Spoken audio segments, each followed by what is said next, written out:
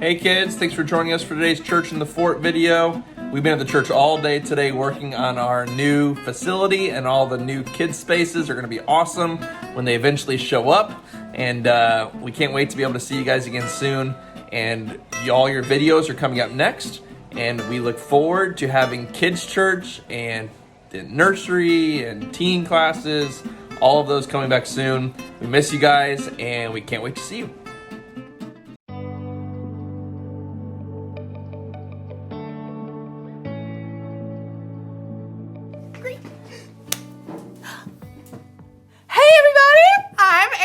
I'm so excited about it being summertime! Summertime, yeah. Ooh, ooh, ooh, ooh. One reason I'm so excited is because I have developed my very own STEAM lab! Look it, check it out. Look it. Wow. Isn't that so awesome? You're probably wondering what that stands for. Science, technology, engineering, art, and mathematics.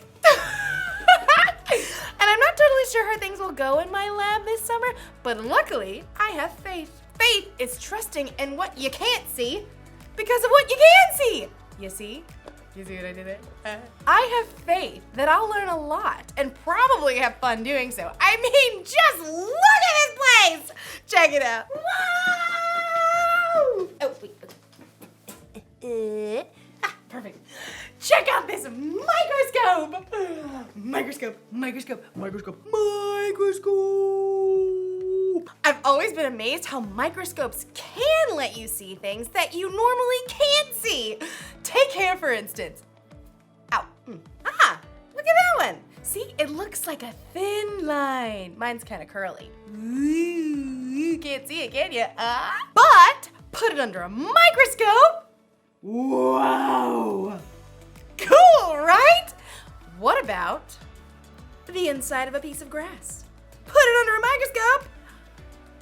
Whoa! Look at that! The inside looks like a whole bunch of smiley face emojis. I mean, you never see that just by looking at grass. Today's Bible story is all about not being able to see everything, but remembering that God always does. It's like he's always looking through a microscope or something. So, let's take a look at this story and see what we can find. Unbelievable! Is that really what my hair looks like? Yeah. The Bible. It's 66 books of history, stories, letters, and poetry that fit together to form God's one big story. The epic adventure of how he created us and loves us so much that he made a way to rescue us. As we travel through the Bible, from Genesis to Revelation, we discover people who met God and found their lives changed forever. Now for an amazing story, inspired by the book of Hebrews, chapters 11 and 12. Gotta have a little faith. Keep the faith. Take a leap of faith. You know, a lot of people toss around the word faith lately. We say you can break the faith, or just take it all on blind faith. But true faith isn't blind at all. It's much more than just an inspirational word. True faith has to do with believing in all the things you can't see because you start with what you can see. Now, we can't see God with our physical eyes, but we can see the stories of people who came before us. They lived in a broken world like we do, but they chose to follow God. They chose to trust his promise that one day he would send a rescuer that would make everything right again. The writer of Hebrews in the New Testament tells us about some of these men and women in God's story. People like Noah, people like Abraham. When God called Abraham, he was already getting old. He and his wife Sarah didn't have kids. Leave your country and your people. Leave your father's family. Go to the land I will show you. All nations on earth will be blessed because of you. God was planning on sending his rescuer as one of Abraham's great, etc. grandchildren. But still, even though Abraham had God's promise, he still couldn't see the one God was sending. Still, Abraham went on a wild adventure, following God's call, and even his descendants, Isaac, Jacob, and Joseph, all chose faith in God. Moses, too, was called by God from the fiery heart of a burning bush. Even though he was raised by Pharaoh's daughter, he chose to stand with his own people and face Pharaoh's anger to win freedom. We read about it like this in the book of Hebrews. Moses suffered shame because of Christ. He thought it of great value.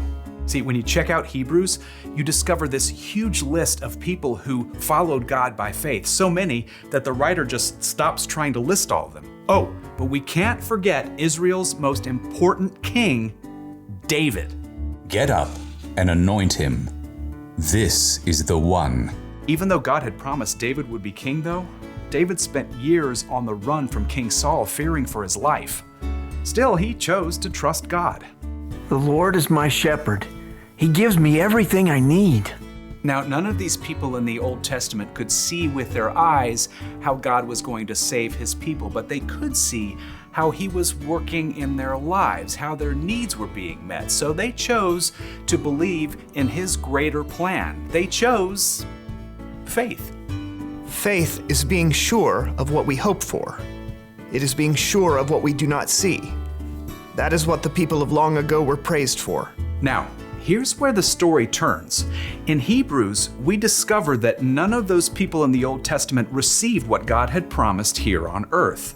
That's because God had planned something better for us, so they would only be made perfect together with us. God's plan includes all of us from the very beginning of creation. So at just the right moment, at the perfect point in time, God sent his rescuer, the hero, his very own son, Jesus. Jesus showed us how to live. He showed us what God was like, and he told us the most important thing. If you love one another, everyone will know you are my disciples. Love God, love others. It's the heart of the whole story. But then, Jesus was killed, and his friends thought the story was finished. Period. Dot. The end. Until God raised him back to life. Jesus has defeated death, and those who follow him can live with him forever. But how do you follow someone you can't see? Well, that brings us back to faith. Let us keep looking to Jesus. He is the one who started this journey of faith, and he is the one who completes this journey of faith. He paid no attention to the shame of the cross. He suffered there because of the joy he was looking forward to. So think about him. Then you won't lose hope. The early believers, Peter and John and other followers of Jesus, had seen him teach and heal. They saw him after God raised him to life. But after Jesus returned to heaven, the believers continued to live by faith. We have to speak about the things we've seen and heard. Because of what the new Christians in the early church had seen, they could believe in what they could not yet see, the end of the story, where God makes everything right. They kept the faith, and because they did, we can choose faith too.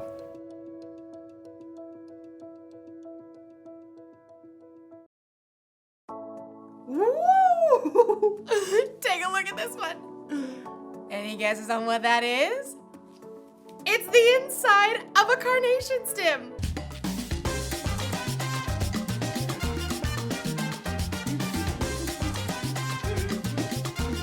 It's amazing how things look so different under a microscope than they do just with our eyes. It makes me think of Hebrews chapter 11. It's where we can look back to all these people in history who had faith in God.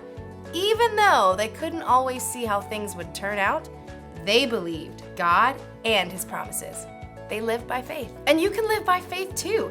In fact, having faith in Jesus and what he did for you on the cross is what makes it possible for you to have a relationship with God. Relationship status update. Even though we can't see Jesus in person, we can still have faith in him because we can see how he's worked in the lives of the people who've come before us. That's the one thing to remember today. You can know Jesus even though you've never seen him. If you want to know Jesus more and you don't know where to start, try talking with someone who has put their faith in Jesus.